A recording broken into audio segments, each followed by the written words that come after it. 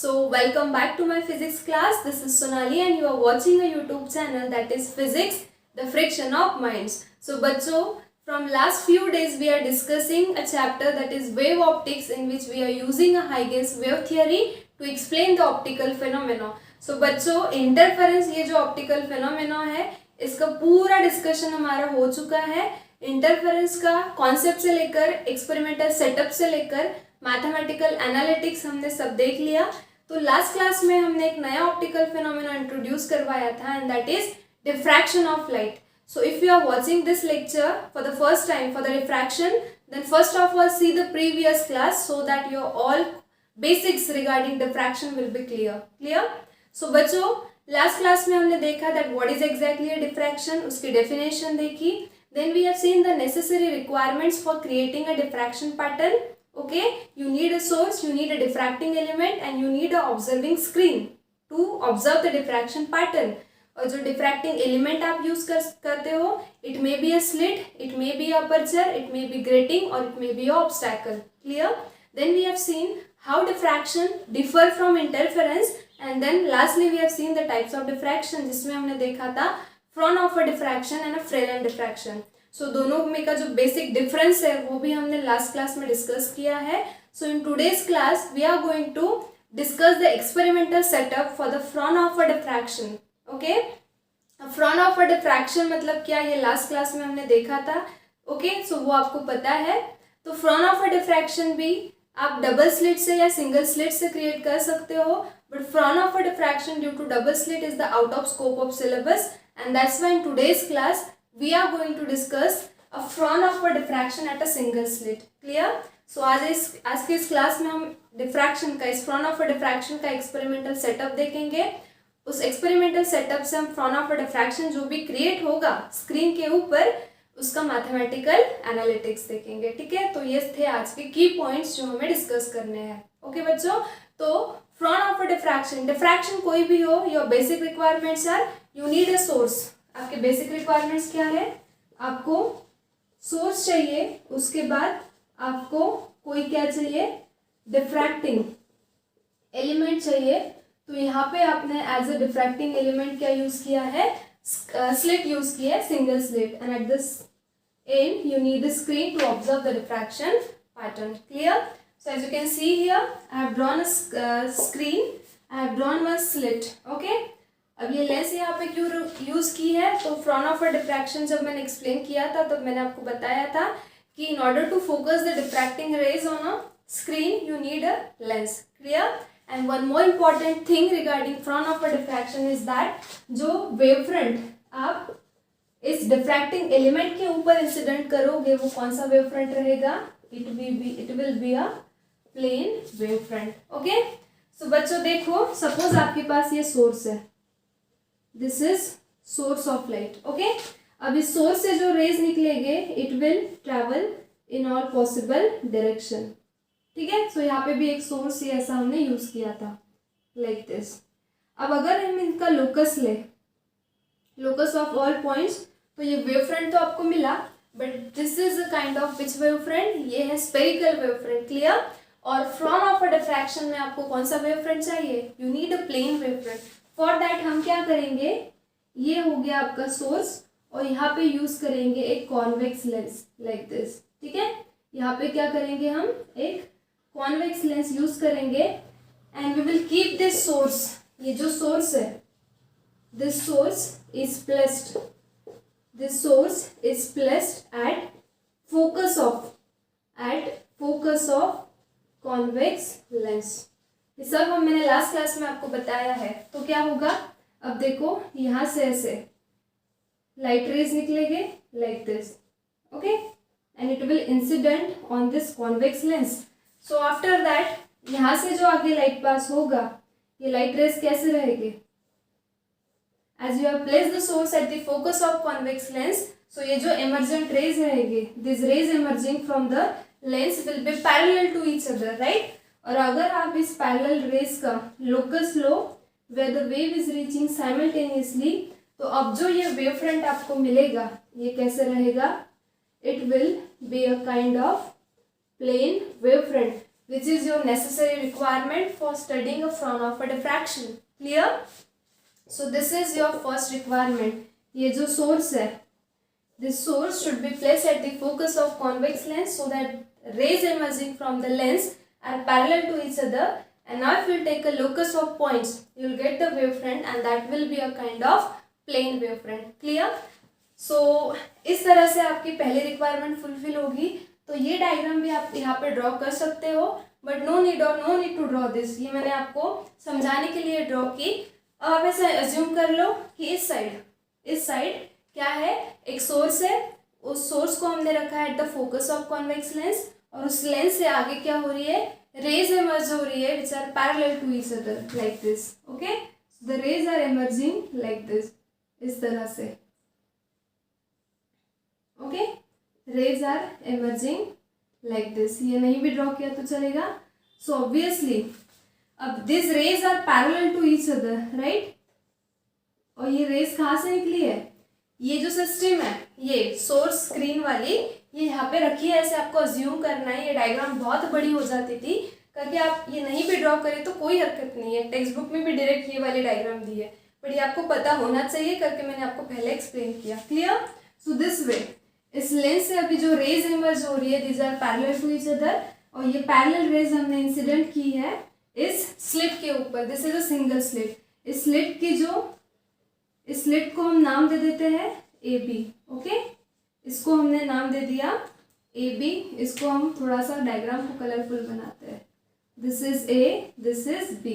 Okay, और इस slit की जो विड्थ है, let this be small a. Clear? So we have taken a slit having a slit width of small a, and now see what is happening here. These rays which are parallel to each other are getting incident on this slit, right? So यहाँ पे जो wave front होगा, ये कौन सा wave front होगा? It will be a kind of plane wave front. So this is plane wave front. अब Huygens का प्रिंसिपल रिकॉल करो. Every point on this plane wave front, यहाँ पे बहुत सारे पॉइंट्स हो गए ऐसे, यहाँ पे हजारों लाखों पॉइंट्स हो गए. Okay, so every point on this plane wave front, ये जो प्लेन वेव फ्रंट है, ये इस प्लेन वेव फ्रंट का हर एक point acts as a secondary source of light according to Huygens principle. And as it's a secondary source of light, it will emit out the secondary waves that you called as a secondary wavelets. Only in which direction?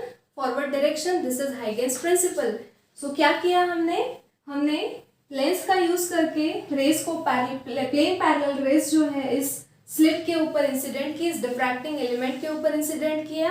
अब according to Huygens principle, ये है plane wave front, and every point of this wave front will act as a secondary source of light, and it will emerge out the secondary waves only in a forward direction. Clear? So अब देखो, इस slit का ये जो centre है, इसे हम ओ से डिनोट करते हैं. ठीक है? सो दिस ओ जो है, ये यहाँ पे दिखा देते हैं. O is the centre of this slit. So ये पॉइंट ले लो, ये पॉइंट ले लो, और ये बीच के हम मिटा देते हैं. बट आपको क्या ध्यान में रखना है, ये पूरा प्लेन वेव फ्रंट है आपका. क्लियर? और ये प्लेन वेव फ्रंट पे मैंने 3 ही पॉइंट्स दिखाए, बट यहाँ पे हजारों लाखों पॉइंट्स हो गए that will act as a secondary source of light. इतने सोर्सेज से लाइट वेव्स निकलेगी, एक दूसरे के साथ इंटरफेयर होगी, और स्क्रीन के ऊपर आपको डिफ्रैक्शन पैटर्न मिलेगा. क्लियर? सिंपल सा कॉन्सेप्ट है. अब देखो, this is the source of light, this is source of light, this is source of light. Innumerable sources are here. We have consider 3 just for the sake of simplicity. Clear? अब यहाँ से देखो, इस source से light निकलेगा ये से. Okay, अब ये क्या है, this is optical centre of this convex lens. अगर incident ray is passing through the optical centre of a convex lens, then यहाँ से जो रे आगे इमर्ज होगी या रिफ्रैक्ट होगी, इट पासेस स्ट्रेट अनडेविएटेडली. राइट? ये लॉज है, ये रे ऑप्टिक्स की लॉज है. आई hope you know it. Okay, so this ray will pass straight. So straight line draw करनी है आपको इस तरह से. ओके, ये रेज यहाँ पे आप पहुंची. अब ये जो सोर्स है, यहाँ से भी रेज निकलेगी इस तरह से, यहाँ से भी रे निकली, ये सोर्स है आपका, यहाँ से रे निकली, ये सोर्स है, यहाँ से रेज निकली. ठीक है? नाउ दिस रेज, ये रेज जब आगे पास होगी इस लेंस के आगे, so what happens, because of the refraction the bending of light rays will take place. So this light instead of passing straight, ये ऐसे बेंड होगी, और ये ऐसे यहाँ पे पहुंचेगी. ये भी like this. Okay, so you will get such kind of rays. Okay, on this side ये रेज जो है ये आपको बिल्कुल यहाँ से स्ट्रेट ड्रॉ करनी है like this. Okay, so screen के ऊपर ये जो पॉइंट है, let this point be denoted by P naught. Clear? So can you see here at point P naught, ये जो दो रेज है, these two rays are covering the same path to reach the point P naught on the screen. Means path difference. Path difference क्या हो जाएगा, ये raise बोल सकते हो आप इसको ए पी नॉट और ये बी पी नॉट, इनके बीच का पाथ डिफरेंस जो है वो कितना हो जाएगा, 0, right. And as the path difference between the two rays which are reaching at particular point on screen is 0, तो यहाँ पे कौन सा इंटरफेरेंस मिलेगा आपको, here you will get which interference, constructive interference. And because of constructive interference this will be a point of maximum intensity. यहाँ पे intensity कैसे रहेगी, मैक्सिमम, और यहाँ पे जो मिलेगा आपको ब्राइट पॉइंट होगा और ये स्क्रीन के एग्जैक्टली सेंटर में मिला है. So this is called as central maxima. इसको कहा जाता है central maxima. Clear? So I hope you got it. So as the optical path difference between this ray and this ray reaching at point P naught is 0, so obviously constructive interference will take place. You will get the point of maximum intensity and you are getting at the center of screen, so this is called as the central maxima. Clear? अब देखो क्या होगा, एक point लेते हैं screen के ऊपर. Suppose this point is P which is at a distance y from point P naught, and you better know that ये स्लिट और ये स्क्रीन के बीच का जो डिस्टेंस है ये हम कितना लेते हैं, ये डिस्टेंस हम लेते हैं कैपिटल D. क्लियर? और एक लेंस यहाँ पे यूज किया है. You know the need of this lens. Why we use this lens, because front of a diffraction में ये जो स्क्रीन है और ये जो लेंस है और ये स्लिट है, इनके बीच का डिस्टेंस बहुत ज़्यादा होता है. So in order to focus the diffracting rays you use one more lens in between this slit and a screen. Clear? So that is the use of this lens. दो lenses आपको use करनी है, एक ये plane wavefront form करने के लिए, दूसरी ये डिफ्रैक्टिंग रेज को कॉन्वर्ज करने के लिए, फोकस करने के लिए, so that you will get the diffraction pattern on a screen. Clear? So this way. और ये जो स्क्रीन रखी होती है, this screen is kept at the focal plane of this convex lens, so that you will observe the diffraction pattern. So ये जो distance है ये होता है f, and this f is approximately equals to capital D. देख सकते हो आप, ये जो फोकल लेंथ है इस लेंस की, this is approximately equals to capital D. Not equals, it is approximately equal. Clear? यहाँ पे पॉइंट P नॉट जो मिला स्क्रीन पे, हम कह सकते हैं P not is a region और point of maximum intensity and that you called as a central maxima. Okay, we'll get the constructive interference. Clear? So now we have taken a point P which is at a distance y from point P naught. अब देखो diffraction pattern में आपको पता है कि screen के ऊपर क्या होता है. स्क्रीन के ऊपर अगर ये आपकी स्क्रीन है, अगर ये आपकी स्क्रीन है तो इस सेंटर में इसे आप कहते हो सेंट्रल मैक्सिमा, जिसकी विड्थ मैक्सिमम होती है, राइट. सेंट्रल मैक्सिमा के बाद आपको मतलब यहाँ पे अगर आपको कंस्ट्रक्टिव इंटरफेरेंस मिल रहा है तो यहाँ पे मिलेगा डिस्ट्रक्टिव इंटरफेरेंस, जहाँ पे आपको मिलेगा मिनिमा, फिर से आपको मिलेगा मैक्सिमा, फिर से मिनिमा. ओके, इस तरह से डिफ्रैक्शन पैटर्न होता है. तो यहाँ पे आपको मिलेगा मिनिमा, ओके, यहाँ पे मिलेगा मिनिमा, फिर से यहाँ पे मिलेगा मैक्सिमा, यहाँ पे फिर से मिलेगा मैक्सिमा. ओके, तो this is a kind of diffraction pattern. So हमें सेंट्रल मैक्सिमा की पोजीशन तो मिल गई स्क्रीन के ऊपर. Point P not is the reason of central maxima. अब इन जनरल हमने एक पॉइंट P ले लिया स्क्रीन के ऊपर. सो एट दिस पॉइंट P या फिर नेक्स्ट मिनिमा और नेक्स्ट मैक्सिमा की लोकेशंस क्या होगी, उनका सेंट्रल मैक्सिमा से डिस्टेंस कितना होगा, ये सब कुछ हमें डिराइव करना है by using a mathematical analytics. Okay, so accordingly we have to go. So as we have taken a point P, सो देखो नाउ सेम सोर्स से जो सेकेंडरी वेव्स अब पॉइंट P पे रीच होगी वो देखो कैसी होगी. This point, this ray will reach like this. Okay, ये रे ऐसे रीच होगी इस पॉइंट पे लाइक दिस, और so here you can see यहाँ पे एंगल फॉर्म हो रहा है theta. Okay, so this theta is angle form by this secondary wave with this wave OP. Clear. वैसे ही ये सोर्स से जो लाइट रे निकलेगी it will also make a angle theta. इस सोर्स से जो लाइट रेज निकलेगी it will also make a angle theta. And now this rays will reach to a point P. इस तरह से ये भी पी पे रीच करेगी और ये भी. Okay, so these are the waves reaching at point P. Now can you see here? देखो ये जो रे थी और ये जो रे थी इनके बीच का पाथ डिफरेंस सेम था क्योंकि दोनों ने सेम पाथ फॉलो किया था to reach the point P not. Path difference 0 था करके कंस्ट्रक्टिव इंटरफेरेंस मिला और वहां पे आपको एक ऐसा पॉइंट मिला जहाँ पे मैक्सिमम इंटेंसिटी है जिसको आपने कहा सेंट्रल मैक्सिमा. बट अगर हम पॉइंट P की बात करते हैं तो पॉइंट P पे ये जो रेज रीच हो रही है you can call this ray as a AP, you can call this ray as a BP. Can you see here? मतलब अगर इस डायग्राम को हम सेपरेटली यहाँ पे ड्रॉ करें तो देखो ये ऐसे, ये पहली रे, ये दूसरी रे, ये तीसरी रे, ये पॉइंट A, ये पॉइंट B और ये है सपोज यहाँ पे ये वेव जहाँ पे रीच करेगी वो है आपका पॉइंट P. तो आप देख सकते हो ये वेव यहाँ से निकली है, यहाँ से. जब ये वेव्स क्या होगी, ये ऐसे इस पॉइंट P पे रीच होगी स्क्रीन के ऊपर तो क्या होगा, इनके बीच में पाथ डिफरेंस आपको क्लियर दिख रहा है. ये AP और ये BP इनके बीच में पाथ डिफरेंस है. अगर ये रेज यहाँ से स्टार्ट होती है, देखो यहाँ से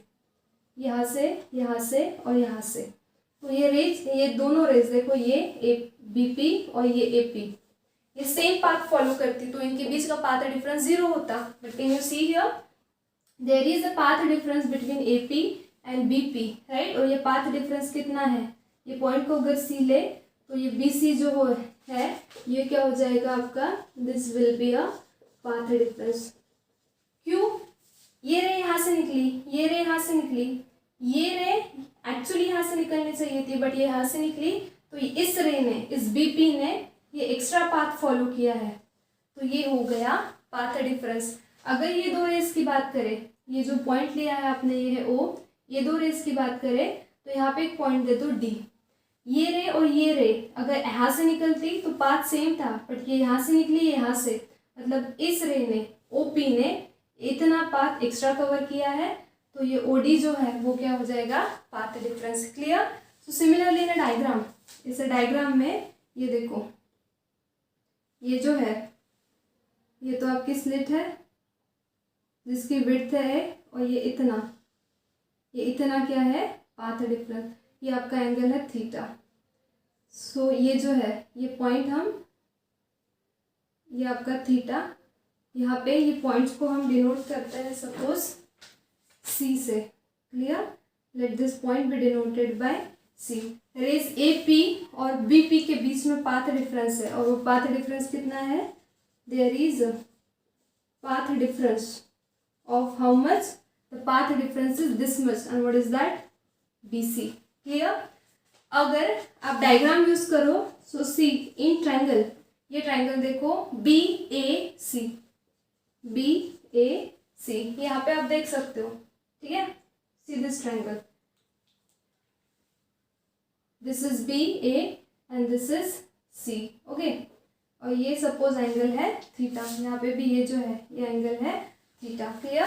ये देखो ये राइट एंगल ट्रायंगल है. So now use the trigonometry and what will be the value of sine theta. Sine theta कितना हो जाएगा, इस एंगल थीटा के लिए ये है अपोजिट साइड और ये है हाइपोटेनियस. सो साइन थीटा कितना हो जाएगा, BC upon AB. Clear. For this right angle triangle जो मैंने यहाँ पे सेपरेटली ड्रॉ किया, sine theta equals to this opposite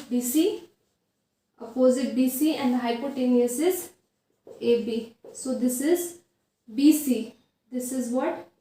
This is BC upon, you know the value of AB. AB is nothing but the width of slit and that is denoted by small a. So from this I can write BC is equals to क्या हो जाएगा, A sin of theta.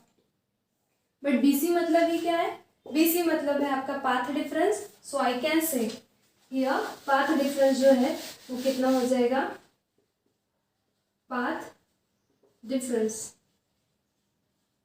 Is equals to BC, और BC की value कितनी है, A sin of theta. Clear? We got this path difference BC in between the rays AP and BP, that is equals to A sin of theta, where A is a slit width. Clear? अब देखो जो light आपने use किया है, obviously यहाँ पे आपने single source use किया है लाइट का, ओके उसके बाद आपने स्लिट यूज किया as a secondary source of light. तो जो लाइट आपने यूज किया it is monochromatic. Then I can say that if this path difference is equals to lambda, if this path difference कितना है, A sin theta is equals to lambda, where lambda क्या है, lambda is the wavelength of that monochromatic light. Okay, so this A sin theta equals to lambda. Then point P पे जो आपको point मिलेगा, it will be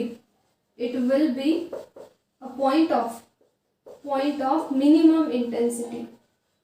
It will be a point of minimum intensity, and as the intensity is minimum, तो यहाँ पे point P पे आपको क्या मिलेगा, you will get here a dark point और डार्क फ्रिंज, जिसे आप कह सकते हो maxima, you can call it, sorry minima, you can call it as a first minima.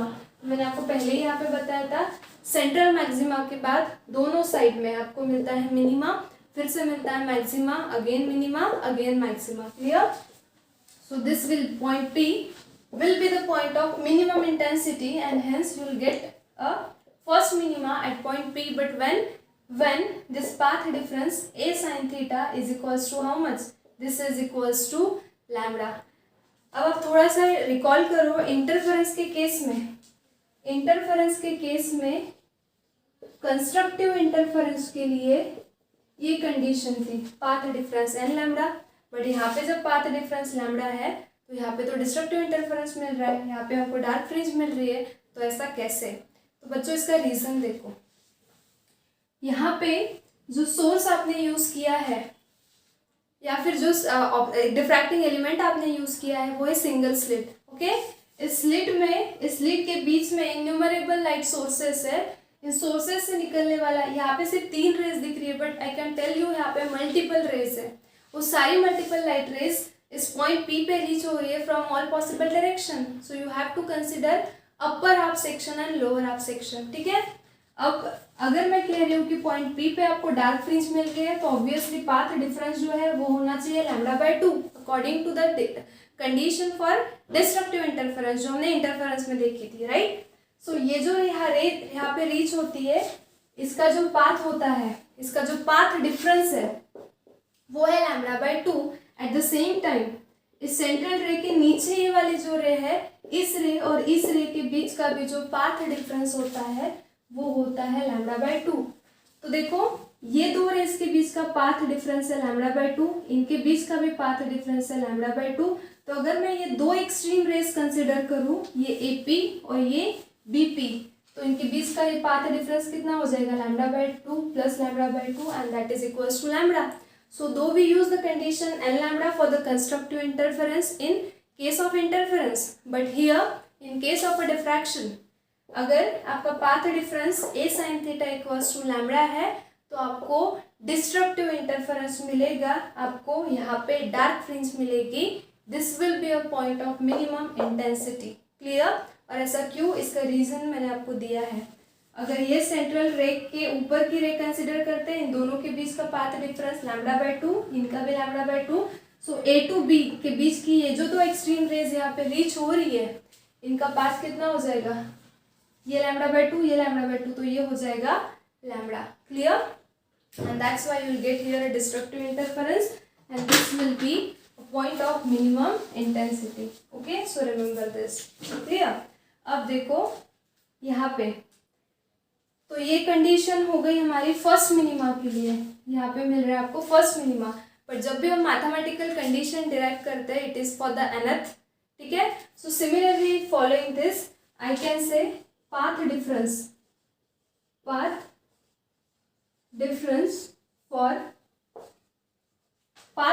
Between the light rays for nth minima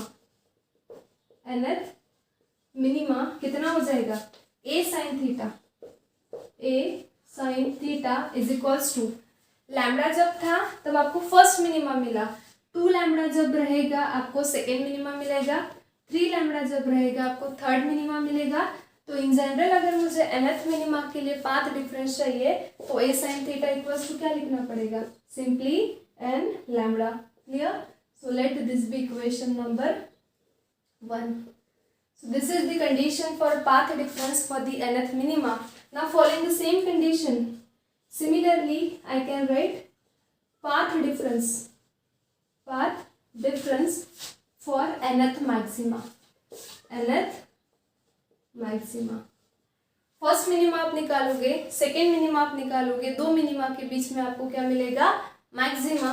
तो उसकी condition कैसी रहेगी, a sin theta equals to, अगर मिनिमा के लिए n लैम्डा है तो maxima के लिए क्या हो जाएगा, n plus 1/2 into lambda. Okay, so this is the condition for path difference for constructive interference where you will get the maxima. So यहाँ पे होगा डिस्ट्रक्टिव इंटरफेरेंस, यहाँ पे आपको मिलेगा कंस्ट्रक्टिव इंटरफेरेंस। ठीक है, सो ये कंडीशंस जो है, ये कंडीशंस जो है पाथ डिफरेंस की, ये डिफ्रैक्शन के लिए और इंटरफेरेंस के लिए एग्जैक्टली ऑपोजिट है। इंटरफेरेंस के केस में कंस्ट्रक्टिव के लिए n लैम्डा मिलती है, यहाँ पे डिस्ट्रक्टिव के लिए n लैम्डा है। वहाँ पे डिस्ट्रक्टिव के लिए n माइनस 1/2 लैम्डा मिलती है, यहाँ पे कंस्ट्रक्टिव के लिए n प्लस 1/2 इंटू लैम्डा है। ठीक है, so in general after central maxima point P पे फर्स्ट मिनिमा फर्स्ट मैक्सिमा या फिर nth मिनिमा के लिए nth मैक्सिमा के लिए 2 लाइट वेव्स के बीच का पाथ डिफरेंस कितना होना चाहिए, इसके लिए हमने कंडीशंस ड्रॉ कर ली। अब हमें क्या करना है, फर्स्ट मैक्सिमा सेंट्रल मैक्सिमा से आपका जो nth मिनिमा है और nth मैक्सिमा है ये कितने डिस्टेंस पे होगा ये हमें निकालना है। तो उसके लिए एक पॉइंट P हमने ले रखा है जो कि डिस्टेंस y पे है, तो ये डिस्टेंस हमें निकालना है। Okay, so we have to determine the distance of nth minima and nth maxima from the central maxima. क्या करना है अभी हमें, we have to derive the distance of nth minima and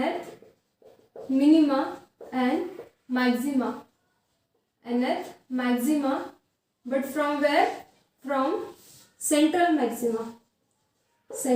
maxima. ठीक है, आपको याद होगा तो इंटरफेरेंस के केस में भी हमने सेंट्रल ब्राइट बैंड से दूसरा ब्राइट बैंड होगा वो कितने डिस्टेंस पे होगा, या फिर दूसरा जो है डार्क बैंड कितने डिस्टेंस पे होगा, इसके लिए हमने y की वैल्यूज निकाली थी, yn की वैल्यूज। सिमिलरली हमको यहाँ पे भी निकालनी है। ठीक है, so now this is your next step and it's quite simple. इसके लिए फिर से हमको डायग्राम यूज करनी है। So in diagram you better know that ये जो कैपिटल D है, ये capital D, this is very very greater as compare to the slit with small a, right? So what you have considered here as capital D is very very greater than what, small a. Okay. Secondly आपने क्या consider किया है कि ये जो lens है this is very close to the slit, ये lens slit के बहुत क्लोज रखी है, so obviously स्क्रीन इस लेंस से बहुत दूर है, या फिर डायरेक्टली आप बोलो that if screen is at large distance, is as large distance from lens. Okay, so in that case यहाँ पे आपको एक राइट एंगल ट्रायंगल दिखेगा। देखो ये right angle triangle O P not P, ठीक है, CO P नॉट P, ये यहाँ पे सेपरेटली ड्रॉ करते हैं। ये है O, ये है P नॉट और ये है P। ठीक है, तो देखो ये जो डिस्टेंस है ये है कैपिटल D, ये P नॉट और O के बीच का, P और P नॉट के बीच का जो डिस्टेंस है वो है Y। क्लियर? ओके, और ये है आपका राइट एंगल ट्रायंगल और ये था आपका angle theta. So if you are following this condition where capital D is very very greater than small a and if the screen is at a large distance from screen, तो ये जो angle subtend हो रहा है यहाँ पे theta, that means this angle theta it will be very small. So I can write sin theta is approximately equals to tan theta is approximately equals to theta and equals to tan theta क्या formula पता है आपको, opposite upon adjacent for this angle theta, this is opposite side, This is adjacent side, that is y upon capital D. Okay, so I can say sin theta, as these are approximately equals, sin theta equals to भी हो जाएगा y upon capital D. Okay, ये equation बहुत important है. Let this be equation number 3. So बच्चों, what is our ultimate aim? You have to determine the distance of nth minima and maxima from the central maxima, right? ये आपका central maxima एक point P लिया है जहाँ पे हम nth minima या nth maxima consider कर रहे हैं, जो कि कितने distance पे है y. मतलब हमको ये y distance निकालना है nth maxima और minima के लिए, तो इस y को हम suffix लगा देते हैं. Let यहाँ पे ले लेते हैं हम suppose y. Okay, ये y मतलब ये डिस्टेंस हो गया. पहले हम देखते हैं nth मिनिमा के लिए, ठीक है. nth मिनिमा के लिए so let this be denoted by y and d. y and d का मतलब क्या हो गया? It is a distance. y is a distance between nth, n stand for nth minima, और मिनिमा मतलब डिस्ट्रक्टिव इंटरफेरेंस, तो यहाँ पे सफिक्स लगाया d. So y and d क्या है?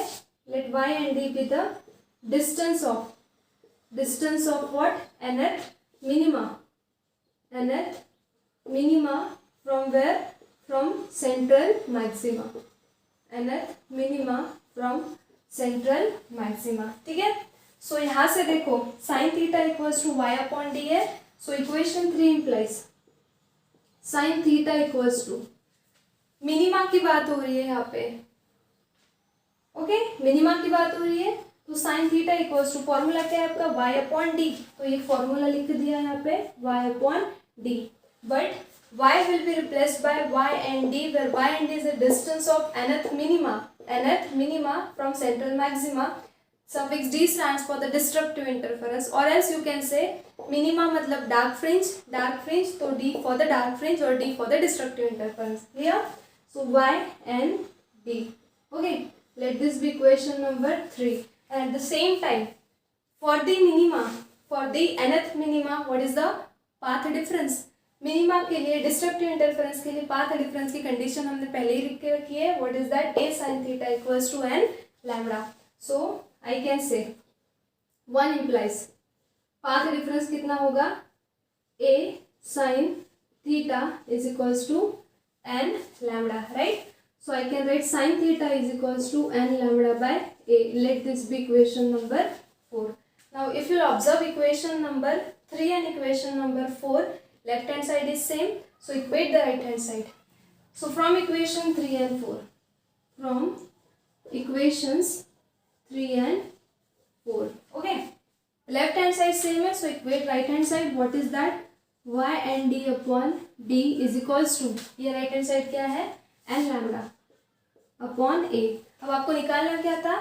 आपको निकालना था distance of nth minima from central maxima, जो आपने काय से डिनोट किया है?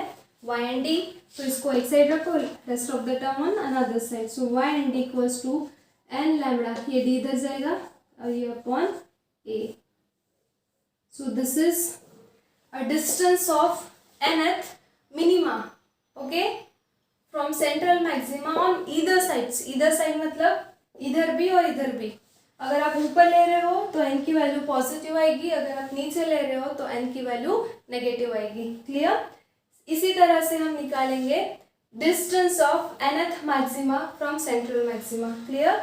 सो उसको हम डिनोट करते हैं, ये हो गया आपका. अब इसी को कंटिन्यू करते हैं, yn और यहाँ पे लिखते हैं b. So y and b is the distance of nth minima के जगह पे अभी क्या आएगा? Maxima from central maxima. Clear? So ये सफिक्स nb क्या इंडिकेट करेगा? Distance of nth, for nth maxima, okay, from central maxima. और ये b क्या इंडिकेट कर रहा है? मैक्सिमा है मतलब कौन सा बैंड मिलेगा आपको? Bright band. So the suffix b stands for the bright band. Clear? So यहाँ पे simply sine theta equals to y and d. d की जगह पे आ जाएगा y एंड b. ओके, ये हो गया. उसके बाद इसको इरेज करके फिर से लिखते हैं. Now you know the condition for the optical path difference for the constructive interference और for the maxima. What is that?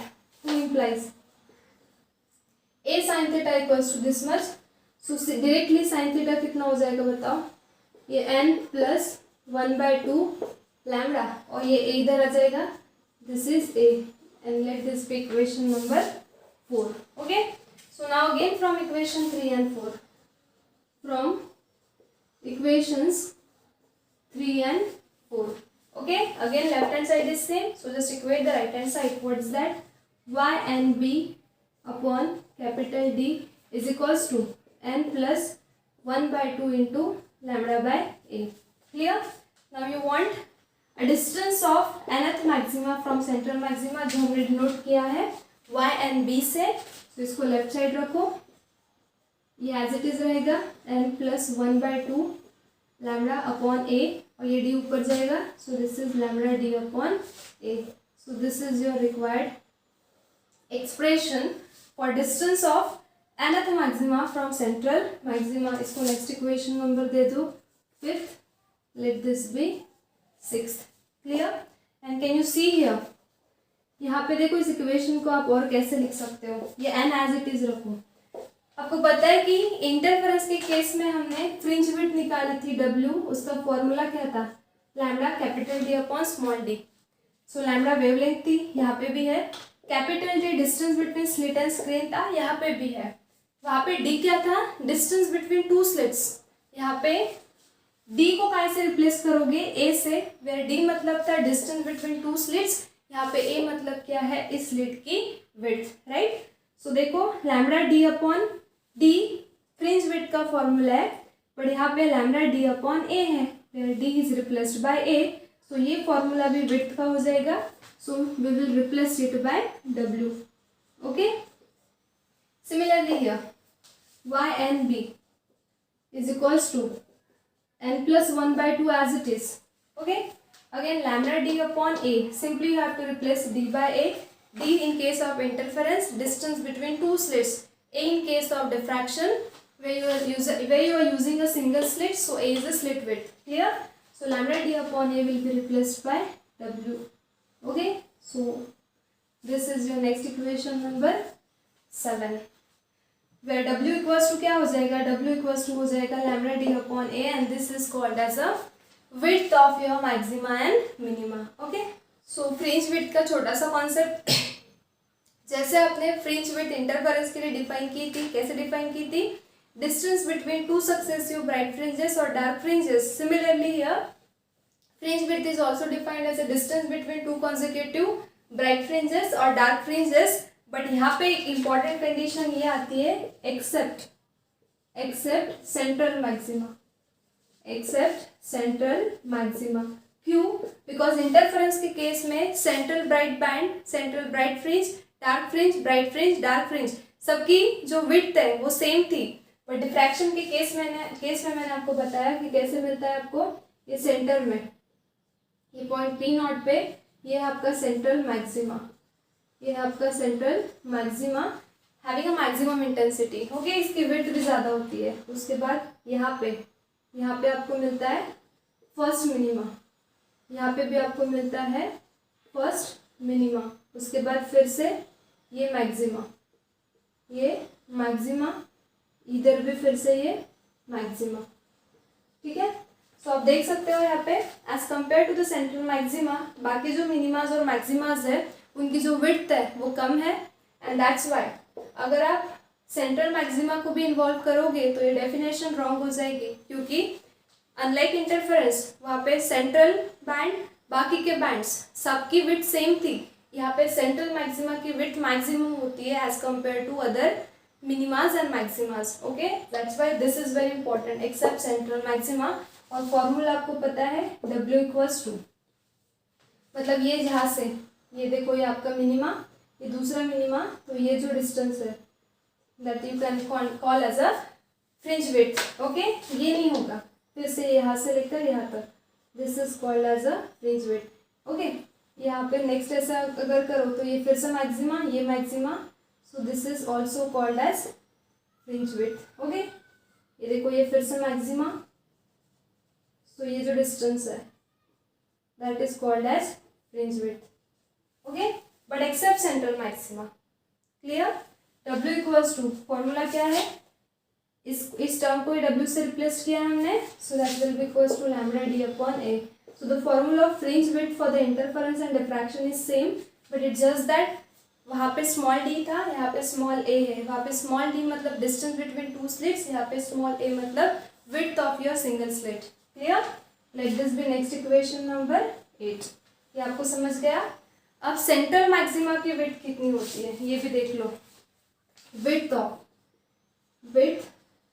Of central maxima, width of central maxima जो है वो हम WC से डिनोट कर देते हैं और इक्वल्स टू होता है 2 times of W.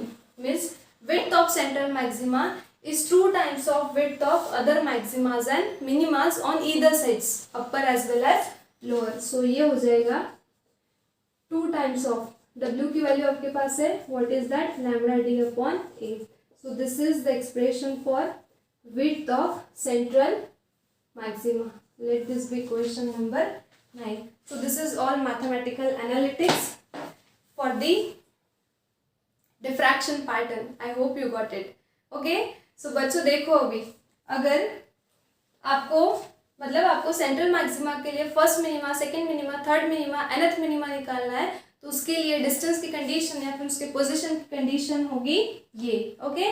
Central maxima के बाद आपको first maxima, second maxima up to so nth maxima कहाँ है इसकी लोकेशन पता करना है तो उसके लिए पोजीशन का या फिर डिस्टेंस का फॉर्मूला होगा ये. ओके. तो ये फॉर्मूला अगर आप यूज करते हो, that is the condition for the location of nth maxima. This is for the condition for the location और position of nth minima from where, from central maxima on either side. इधर के सारे positive हो गए, इधर सारे integer n की values negative होगी. विड्थ का फॉर्मूला हमने देखा, ये विड्थ है ये मिनिमास और मैक्सिमास की और ये विड्थ है सेंट्रल मैक्सिमा की. तो ये है इंटरफेरेंस और डिफ्रैक्शन का डिफरेंस कि इंटरफेरेंस में सारे फ्रिंजेस की विड्थ सेम होती है, सारे फ्रिंजेस की इंटेंसिटी सेम होती है, बट डिफ्रैक्शन में सेंट्रल मैक्सिमा की विड्थ और इंटेंसिटी मैक्सिमम होती है और जैसे आप ऊपर और नीचे जाओगे डिफ्रैक्शन पैटर्न में तो इंटेंसिटी भी कम होती जाएगी, विड्थ भी क्या होगी as compare to central maxima कम होगी. क्लियर? सो बेसिकली ये डिफरेंस है इंटरफेरेंस और डिफ्रैक्शन के बीच.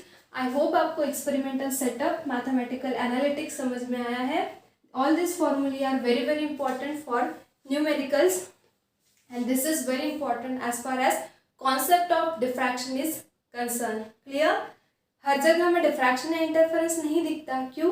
क्योंकि हर जगह ये सारी conditions follow नहीं होती. जहाँ पे ये जो diffracting elements आप use कर रहे हो, if ये बहुत important condition है. What is that? If size of diffracting element, size of diffracting element is approximately equals to wavelength of light that you are using, then only interference or diffraction will occur. Interference or diffraction will otherwise क्या होगा, जो diffracting element आपने लिया है फिर वो obstacle हो या स्लिट हो, अगर उसका डायमेंशन, उसका साइज लाइट के वेवलेंथ से अगर बहुत बड़ा होगा तो आपको इसे डिफ्रैक्शन पैटर्न ना मिलते हुए, इंटरफेरेंस पैटर्न ना मिलते हुए क्या मिलेगा, you will get the shadow and illuminance जो आपको हर जगह मिलती है. हर जगह देख, अभी भी आप आजू बाजू में देखो कहीं ना कहीं किसी चीज़ की शैडो आपको दिख रही है, कहीं पे आपको इल्यूमिनेंस दिख रहा है. क्यों? क्योंकि वहाँ पे ये कंडीशन सेटिस्फाई नहीं हो रही है. नहीं तो हर जगह जैसे शैडो दिखती है, इल्यूमिनेंस दिखता है, वहाँ पे हर जगह नेचर में आपको इंटरफेरेंस डिफ्रैक्शन दिखता था, बट नहीं दिखता. क्यों? क्योंकि इंटरफेरेंस डिफ्रैक्शन के लिए ये कंडीशन सेटिस्फाई होना बहुत ज़रूरी है कि जो लाइट आप यूज़ कर रहे हो, ओके, या फिर जो डिफ्रैक्टिंग एलिमेंट स्लिट आप यूज़ कर रहे हो, its size, its dimension should be approximately equals to the wavelength of light. और आपको पता है लाइट की वेवलेंथ कितनी कम होती है, राइट? और करके जो स्लिट्स यूज़ की जाती है डिफ्रैक्शन या फिर इंटरफेरेंस में, it is of the size of some millimeter. Clear? So you have to follow all these conditions in order to create an interference pattern और ये सिर्फ लैब में ही possible है. Clear? We will meet in the next class with the next point of wave optics. Till then, stay studious, stay curious. Thank you.